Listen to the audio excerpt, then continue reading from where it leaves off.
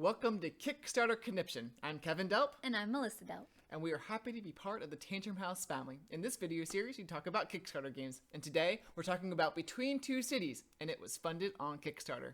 Between Two Cities is a game for 3 to 7 players. It's a tile-laying game, but there's also some variants for 2 players and even solo play. Let's look at the components. There's tiles, singles and doubles, featuring 6 different types of buildings. We also have pairs of landmark tokens and player reference cards.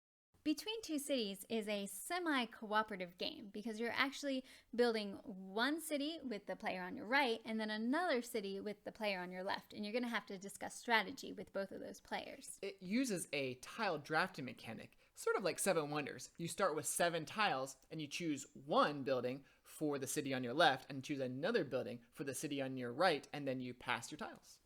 Then players will simultaneously reveal which tiles they've chosen.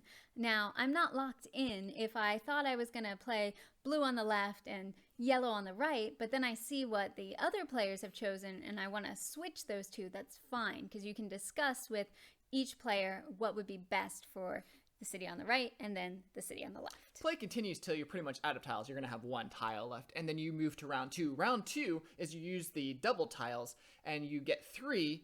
They're a little bit more difficult to place, but you put 1 on your left for the left city on your left, and you take another one for the city on your right.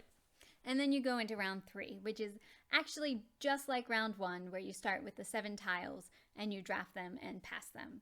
So once round 3 is over, your city is going to be complete, and it's going to be a 4x4 grid. So now it's on to scoring. The information is on the quick reference card that you have, but it's also on the building tiles.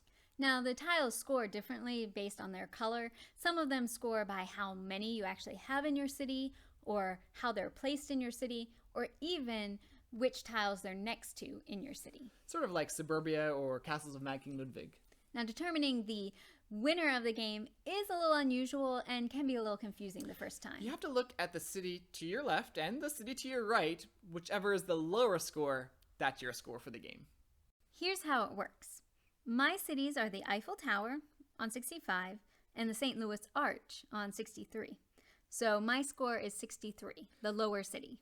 I share the Eiffel Tower city with Melissa, which is on 65, but my other city is the Colosseum at 67. So my score is 65 and beats Melissa's score of 63. If you enjoy co-op games or drafting games, I think you're really going to like Between Two Cities.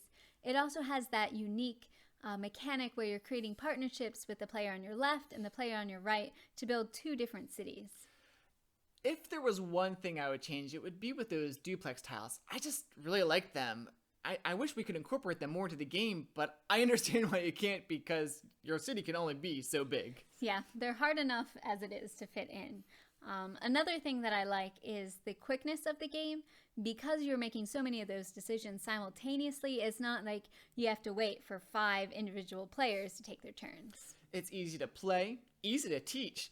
You pick 2 tiles and you play them, but the strategy is pretty intense. There was one game I lost by 1 point. I figured if I had just switched 2 of my tiles, I would have won the game.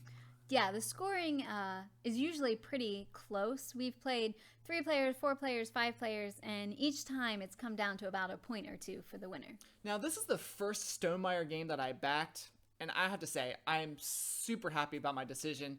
The quality of the product is great. The tokens are good. The tiles are good. Kudos to you, Jamie. I mean, this gave me the confidence to back a game that is currently on Kickstarter, which is another Stonemaier game, Scythe, but I talked about that in another video.